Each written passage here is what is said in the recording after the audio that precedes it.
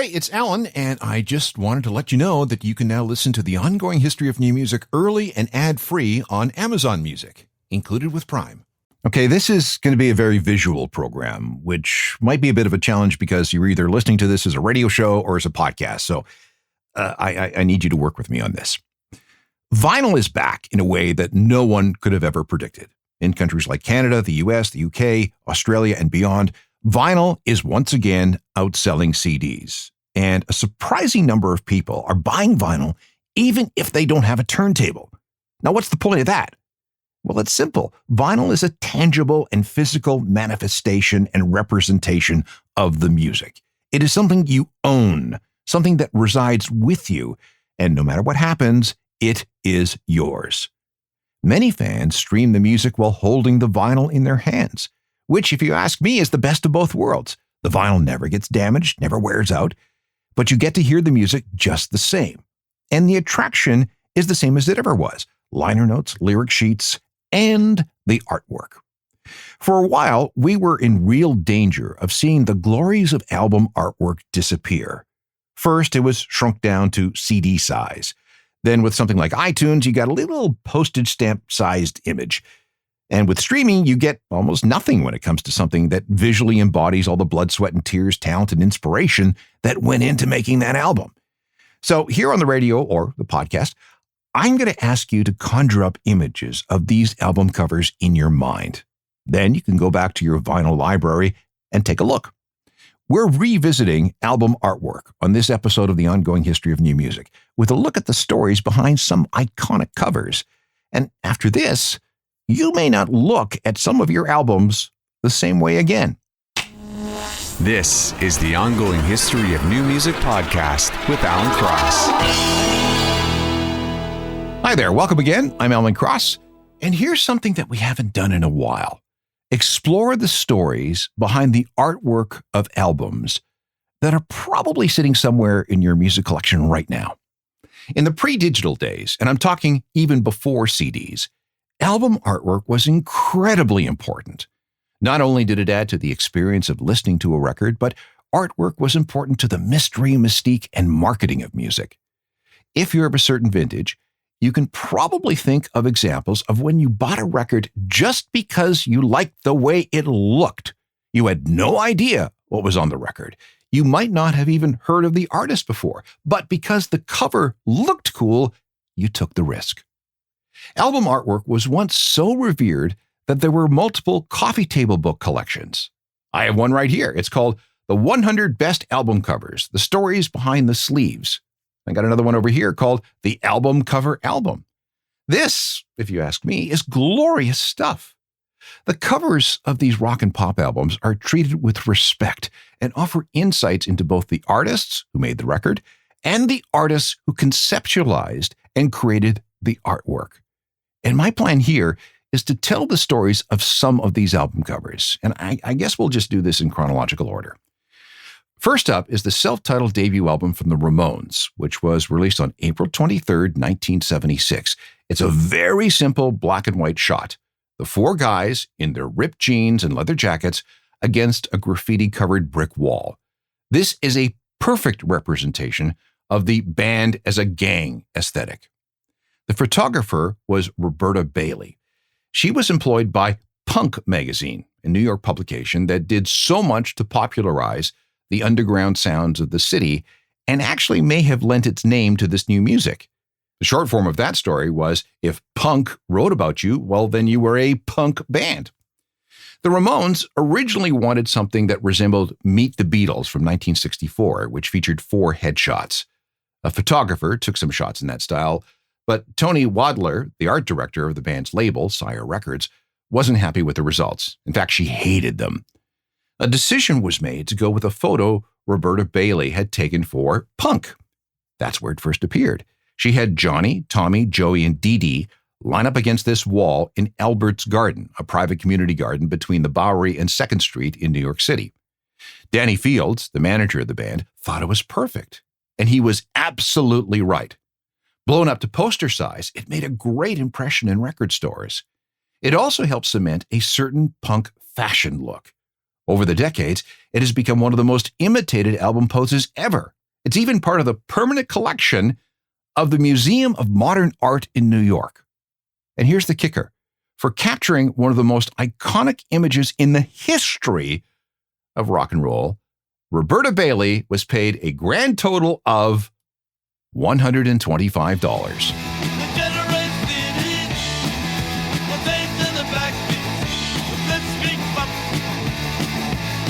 About a year and a half after that debut album from the Ramones came out, the Sex Pistols' one and only album, Nevermind the Bollocks, arrived. This was October 28, 1977.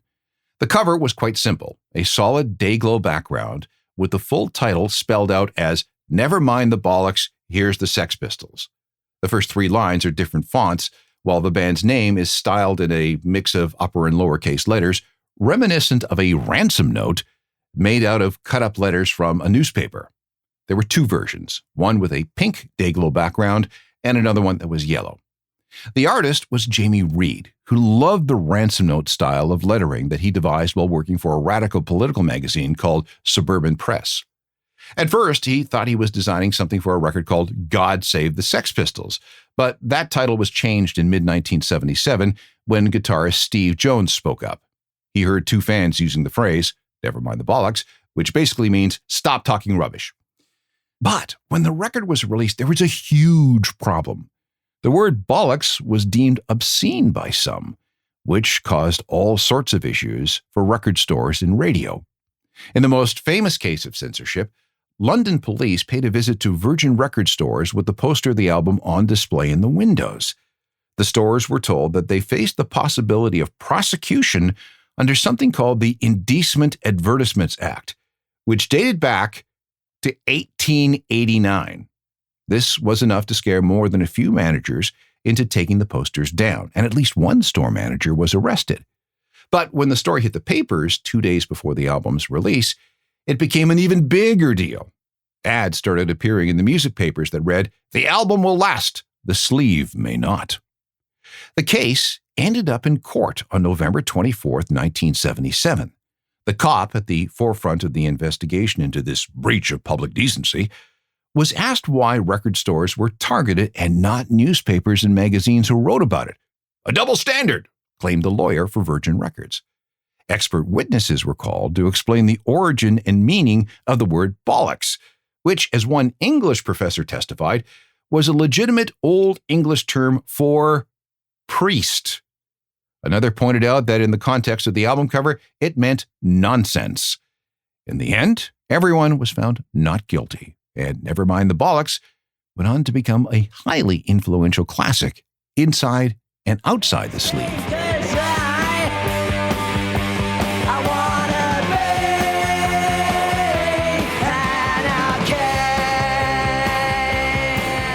The third album I want to talk about is Depeche Mode's 1987 album, Music for the Masses. It features a beige background over which we see the band's logo, the title of the album, and Depeche Mode written in stark block letters. The image features 3 red megaphones mounted on a pole, ready to broadcast to, well, apparently no one. Megaphones were a favorite thing of Martin Atkins, a longtime Depeche Mode collaborator. He came up with the idea of speakers in a setting that didn't have anything to do with the masses. They were set up literally in the middle of nowhere, the Peak District of England, which is a spot between Manchester and Sheffield. Who was supposed to hear what they were going to broadcast? The band and the label liked the concept so much that a megaphone was used throughout the band's marketing and promotion for this record.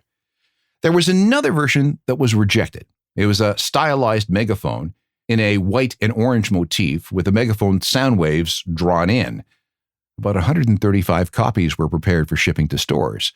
But then the band and the label had a change of heart and had all those copies recalled. They all came back and were destroyed, except about a dozen which stayed with retailers. Then Depeche Mode keyboardist Alan Wilder auctioned off his copy in 2011, and he got about $4,000 for it. And today, it would sell for much, much more. They rarely come up for sale. Discogs, the website of record for collectors, reports that they have never, ever sold a single copy. Strange love, will you give it to me?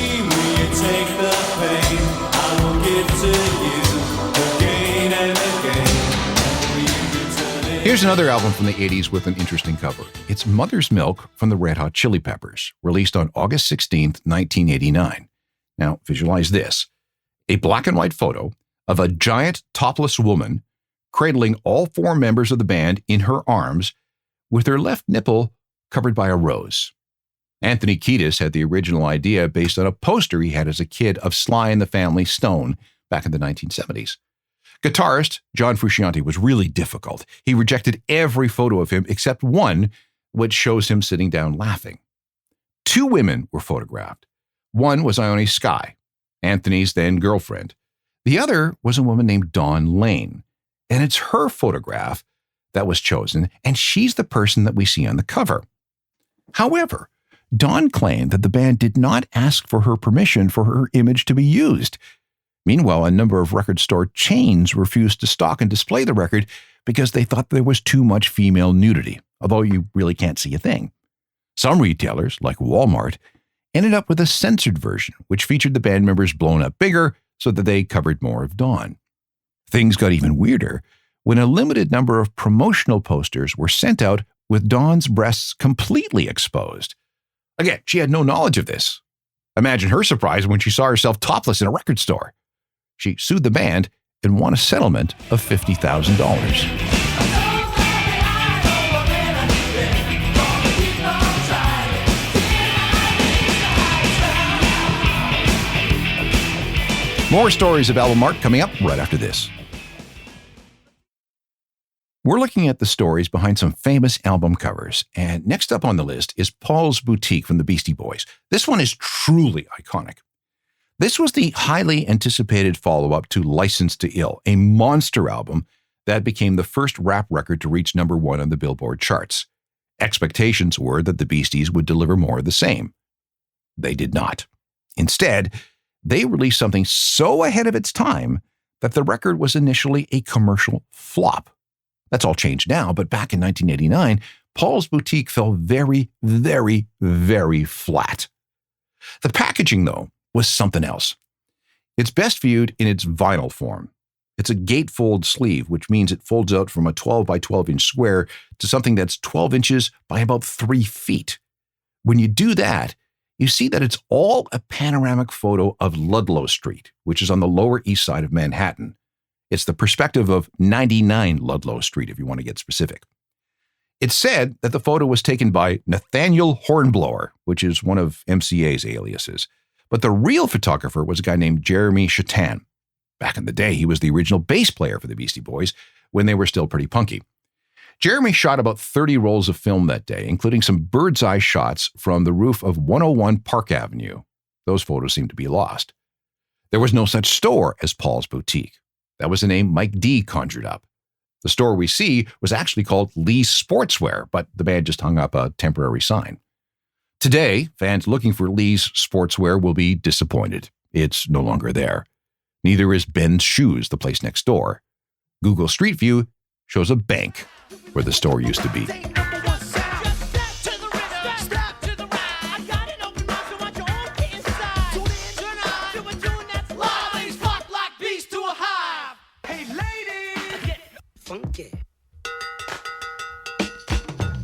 Here's another piece of artwork featuring a real person. It's what we see on the cover of Alice in Chains' 1992 album, Dirt.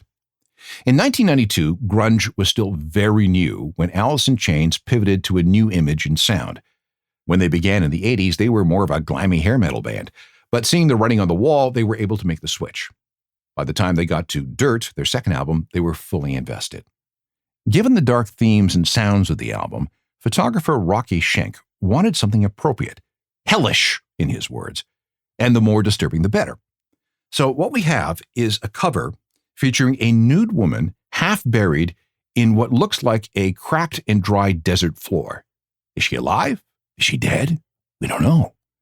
However, Lane Staley did reveal that he offered input based on, and this is a quote, a certain person who basically buried my ass. So the woman on the cover is kind of the portrayal of that person getting sucked down into the dirt instead of me.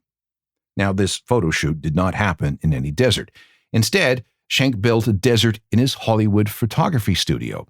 The mountains were miniature, and the ground was made of foam core and clay, and a body-shaped hole was left in the middle. Now, keep in mind, this was the 90s when there was a budget for this sort of thing, and we didn't have AI-generated artwork. The woman in the photo is Mariah O'Brien.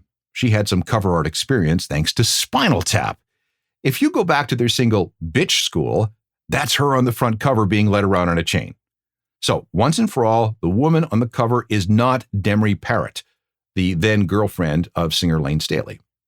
When the shoot happened on June 14th, 1992, Mariah had to lie in that hole for 8 hours as Schenk took hundreds of shots, adjusting the lighting countless times.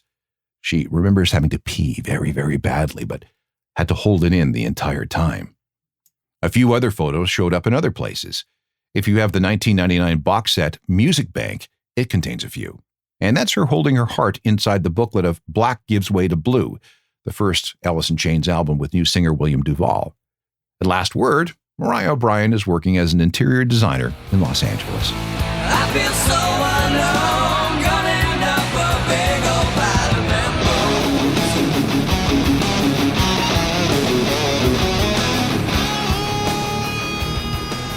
The cover artwork for Nirvana's Nevermind has been dissected a million times and has been the subject of plenty of litigation pursued by the baby on the cover. His name is Spencer Eldon. And if you want to know about that mess, just give it a Google. Instead, let's look at the cover of In Utero from 1993, a record that Kurt originally wanted to call I Hate Myself and Want to Die. He said at the time it was a joke, but we all know how that story panned out. In the end, the title In Utero was chosen because everyone realized that I Hate Myself and I Want to Die could encourage people to do some dangerous things and perhaps result in some lawsuits. Then they thought about calling it Verse, Chorus, Verse, after a song that would end up being retitled Sappy.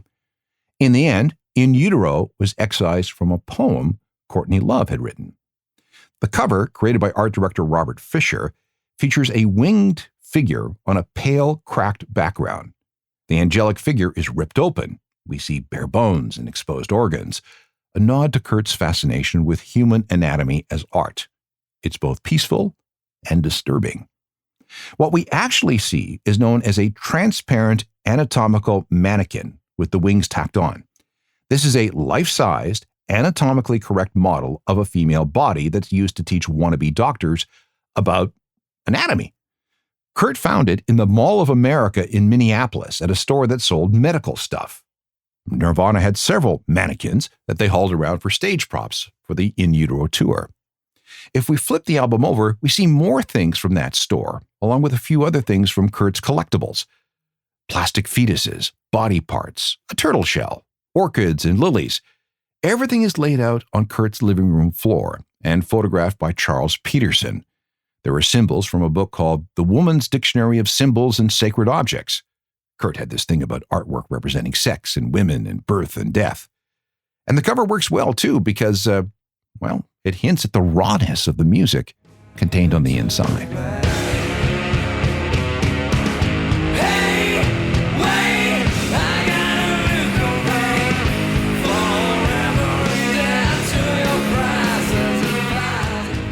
A couple more album artwork stories coming up. This is a show on the story behind the artwork of famous albums. And if you've ever wondered about the angry sheep on the cover of Pearl Jam's Versus album, here's what's going on there. Versus was another much anticipated album. How would Pearl Jam follow up the glories of the 10 record? Well, first of all, you need to know that's not a sheep. It's an Angora goat. I don't know the goat's name, but he or she lived on the Lifeline Farm in Victor, Montana, which is just south of Jeff Ahmett's hometown of Missoula. In fact, Jeff took the photo with a strong message in mind. The goat, by the way, wasn't angry at all. It was very friendly, very curious, and completely oblivious to the fact that it was soon to be slaughtered. Jeff says this is how the band felt at the time. Slaves to the star-making machinery of the popular song. And yes, he did use the word slaves. This also explains the original title, 5 Against 1, and the final title, Versus. It was the band against the record industry.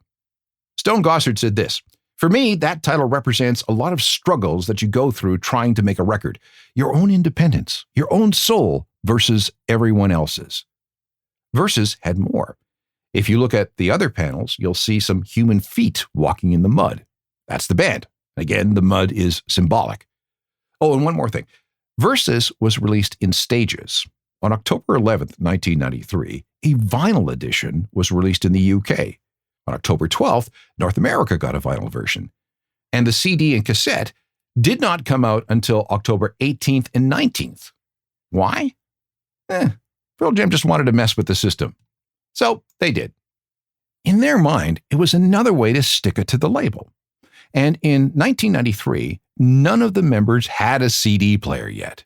They loved vinyl and hated that Epic Records was trying to kill it off in favor of more expensive, higher margin, and more profitable CDs. Jeff Ament wanted a cassette version because that was the only way he could listen to it. To mess with everyone even further, the vinyl doesn't feature the title of the album or the name of the band. Epic had to slap a sticker on the shrink wrap. And finally, another picture carried some controversy involving a woman. For the first pressings of Versus, there is a picture of an elderly woman. She apparently never gave permission for her image to be used, and that's why later pressings feature another woman. And that's why the liner notes say, "The new and improved woman behind the counter." Try to get that from a stream for the album. My God, it's been so long. Never dreamed you'd return, but now here you are. And here I... One more for this show, and we're going to turn our attention to another album from 1993, Siamese Dream from the Smashing Pumpkins. This was their second album, released on July 19th, 1993 in the UK, and a week later in North America. Billy Corgan's initial idea was to have some kind of outsider artist create the cover. And by that I mean someone with an approach that's so avant-garde, so untrained, and so untutored, but also executed with an incredible amount of passion. Most people don't understand or even like outsider art, but that was Billy's point. It didn't fly, though. The label rejected the idea, and a photo of two little girls was selected. A couple of 7-year-olds, Ali Langer and Lysandra Roberts of Los Angeles. They were both child models and were booked for the shoot through their agency. They had their picture taken on a sunny Los Angeles afternoon at a little house. They'd never met before, so they're not Siamese twins. But that day, they had instant chemistry. They were shown some outfits and they picked what they wanted to wear. The photographer was Melody McDaniel, and the girls were smiling and smiling and smiling thanks to an ice cream truck that passed by. They got all the popsicles they wanted that day, which caused something of a sugar rush. They only settled down when they were told that they could keep the shoes that they had tried on. In 2018, Ali and Lysandra got back together to help promote a reformed Smashing Pumpkins and a tour. Ali is now a nurse, and Lysandra has a job in IT. By the way, do not believe any stories about one-time Pumpkins bassist Nicole Fiorentino being one of those girls. She even fooled Billy with that claim. Alas, as cool as that story sounded, it is false.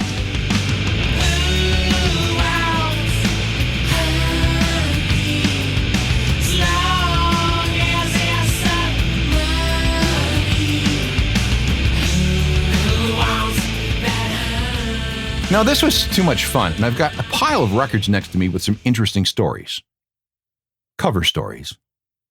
Okay, that's clever. Let's pick things up next time with more tales behind iconic album covers. Meanwhile, there are more than 500 ongoing history podcasts that you can catch up on.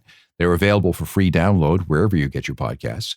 And if you're in a downloading mood, there's my other podcast too, Uncharted: Crime and Mayhem in the Music Industry. And just like it sounds, it's true crime meets music. I'm on all the social media channels, goofing around with all kinds of things. I have my website, ajournalofmusicalthings.com, which is updated with music news, opinion, and music recommendations every day. And I encourage you to reach out via email or DM if you have any comments or questions. The email is alan@alancross.ca. See you next time for part 2 of our look at great album cover art. Yeah, cover stories. Technical productions by Rob Johnston. Talk to you next time. I'm Alan Cross.